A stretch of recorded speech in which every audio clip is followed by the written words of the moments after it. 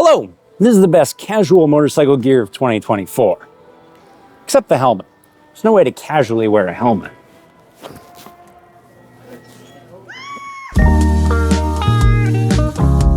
First, we have the Oxford Original Approved AAMS shirt. The worst named product since the Boeing FAA approved 737 MAX safe plane for flying. Unrivaled profits await you. But let's give Oxford a pass on putting AA approved in their name because it is surprising. This 12.5 ounce polyamide is soft. It feels just like the usual denim you'd wear to a wedding or funeral, yet it's AA rated. Meaning it survives the Darmstadt drop onto concrete at better than 412.6 RPM and worse than 707.4 RPM.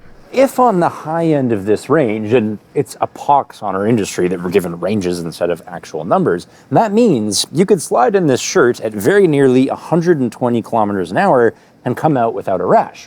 Or with only the rashes you went in with. In a normal dress shirt. Again, we don't know exactly where this garment sits, but we do know AA ratings are usually reserved for bulky textile or even leather jackets. Tuxedos like the Oxford are exceedingly rare to find with proper slide ratings. It's also rare to get your armor pads in a separate little baggie, but I appreciate that because it makes it easier to dispose of. The pads aren't bad per se, they're actually on the flexi side for CE2 shields. The only problem is that they're CE2 shields, which are always thick and always noticeable. And why bother designing formal attire that is secretly slide-worthy if you're then going to ask people to stuff it with hockey pucks? Next-gen CE1, like the D30 Ghost, would be more tolerable, but we'll get to that later. At least the welt seams are all internal, so you can barely clock the armor pouches by sight. There's also a zipper hidden behind the button-down and behind the cufflink, so it doesn't billow on your ride to the banquet. Now, what makes a casual glove? I reckon something relaxed enough to do this while I'm in the cafe, and something with a classic style. The type of glove you could slap someone in the face with and be challenged to pistols at dawn.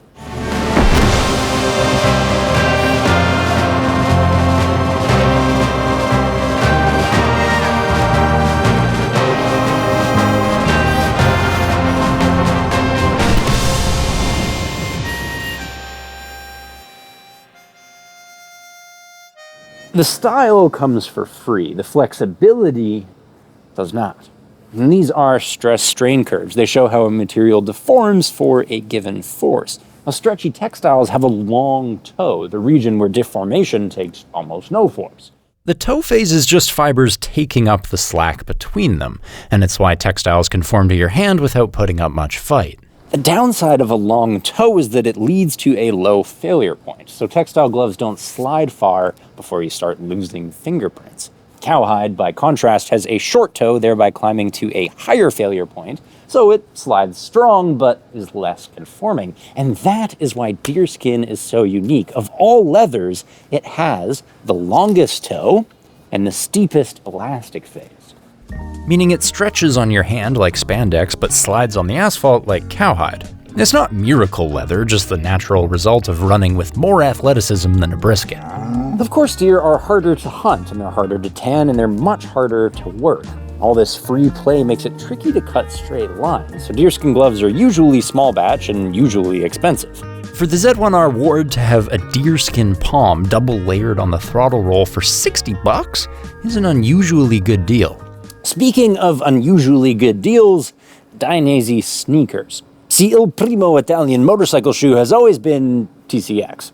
I've worn them for years, but Dainese bought TCX during COVID, and that bought them two sophistications. First, TCX's asymmetrical ground track soles. See how the right tread is loosened for foot brake feel versus the left? Dainese also bought TCX's Z-plate. It's a tuned shank that bends how you walk, but not how you get crushed by a drop to Ducati.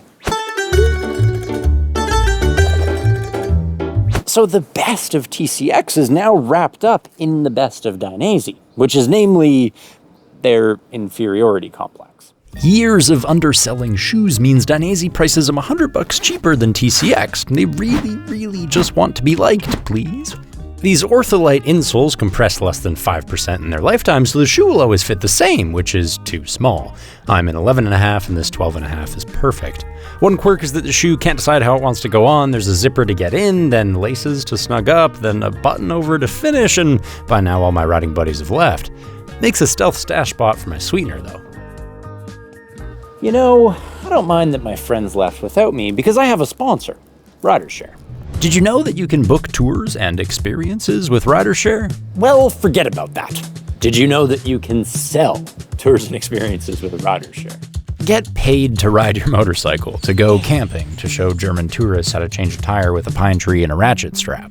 Renters on RiderShare want your local guidance to the curvy roads. They want your masterclass on how to do an oil change. And click the link below to sign up, because if we help RiderShare grow, they'll come to Canada.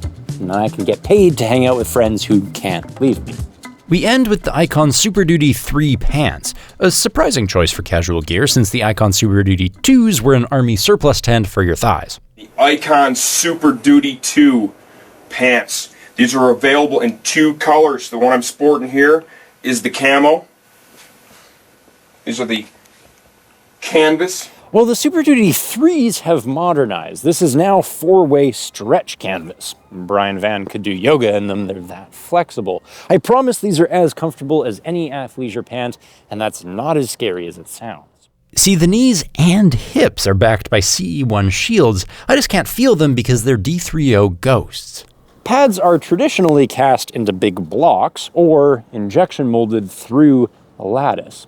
But such things can only flex as much as the material is flexy, and they can only vent as much as there are holes in the flash. But the D3O Ghost uses impact print technology, which is a pretentious way of saying D3O bought a 3D printer and now they print the orange stuff right onto a substrate, meaning it's as flexible and as ventilated as the substrate itself. There needn't even be separation between the garment and the pad anymore. A garment can be printed with padding. That's a big deal, because recent studies show armor pads have more to do with preventing soft tissue abrasion injuries and nothing to do with stopping fractures. So it looks like subtle pads in more places is going to be better than just having thick knee pads riveted into an army surplus tent you're never going to wear anyway. One silly thing is this TPU zipper garage. Icon paid for spring locking YKK zippers, so there's no reason to add redundant hardware to keep the lockdown zippers down.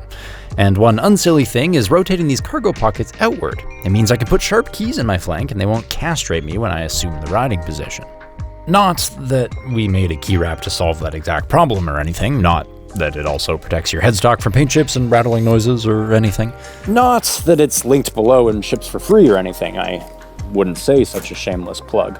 And what I would say is that the Oxford Original Approved AAMS shirt is the most relaxed AA-rated garment that I know of, if the name of the product didn't already say it for me. I would say that the Z1R Ward glove is safe yet supple because it's made of Bambi's mom. I would say that the Dainese Matractives are stepping on TCX's toes for $100 less. And I would say that the Icon Super Duty 3 pants have twice as many pads that are half as thick as a regular pant, and that's a good thing. Thanks for watching.